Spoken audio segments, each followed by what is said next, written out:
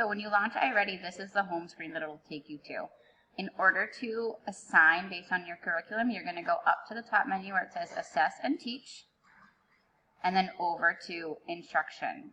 Okay, when it says Assessment, that is just those benchmark assessments we've been working on. So we're going to hit Instruction. Today we're going to focus on math. And if you scroll down, you can see all the assignments that are available. But it's easier if you go up here, you can search by domain, grade. I know that third grade's working on rounding, so I'm just going to write round. And here are my options. This one looks good. Use place value to round numbers. I'll check this box, and the green Assign Lessons button will appear. And here I can choose between whether I'm assigning this to a class or to just certain students. So today I'm going to assign it to my whole class.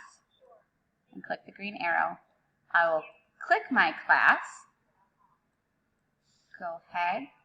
And here's where you can add, maybe we're not going to assign this until Monday. I can add a date range. They can start it on Monday. It needs to be done by Friday. Assign it. And now my changes are saved. When your students log in, this assignment will come up for them. So I hope this helps. Let me know if you need anything.